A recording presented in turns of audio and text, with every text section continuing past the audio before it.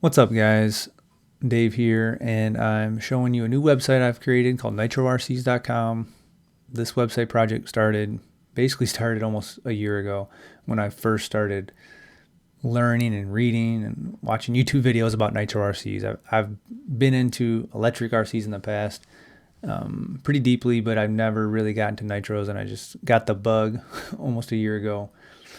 And I started reading, and I just realized when I was trying to learn about Nitro RCs, one, there's so much information that you need to know to really just avoid all kinds of mistakes and avoid wasting money and to get these trucks running right.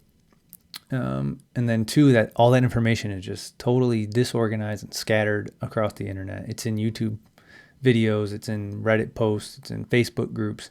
There's so much knowledge that is just really hard to find for a lot of people. Now, I really enjoy finding that knowledge and bringing it together, and I think I've become really good at it over the years, which is why I created the website, because I was like, oh, this hasn't been done yet for this topic, for the Nitro RC hobby, so I'm really good at that. Why don't I put all this information, gather it, organize it, and put it into a cohesive, comprehensive guide, and that's what this website is. So it's broken up into 3 parts: beginners, buyers, and owner's guide. Beginner's guide is just basic info, basically helping you figure out if you even want a Nitro RC or why you might want one and what you want to get out of it. The buyer's guide, just going into how do you buy one, what do you need to buy, should you buy new or used, where do you buy it, all the information you need to know to make a confident purchase.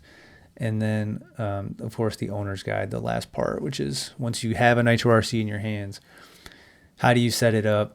How do you drive it? How do you brake in the engine? Just all kinds of stuff. Just a lot of information that I've gathered, because a lot of the stuff is in your manual, and you have to read your manual. And I always encourage that, and I encourage that in the guide here.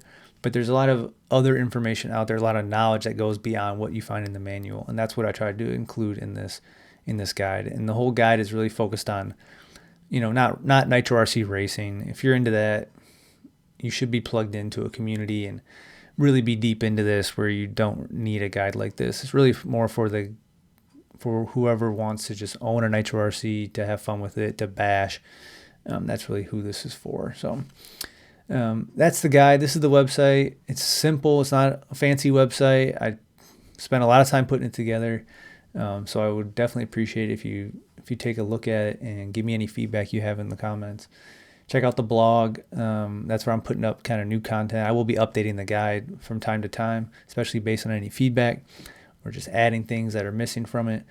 But the blog is where I'll be putting up new posts, and like this one that I put up today, inspection checklist, which I think is a great resource. If you're buying a used Nitro RC, you definitely want to download this checklist. You want to read this blog post.